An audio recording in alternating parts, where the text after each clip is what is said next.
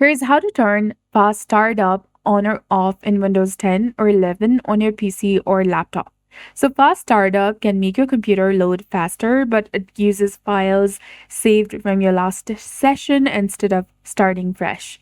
To change this setting, go to search bar at the bottom of your screen and type in Control Panel, then open it. In the top right corner, select View By and make sure that you have set it to large icons. Next, find and click on Power option, which you will find between Keyboard and Security and Maintenance. Once you're over here, on the left, click on Choose what the power buttons do. Then click on Change settings that are currently unavailable. Give administrative privileges if needed. And now check or uncheck Turn on Fast Startup. Make sure to click Save Changes in the bottom right corner when you're done.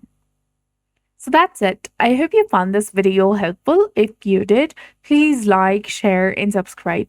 Thanks for watching. We'll see you again in the next one.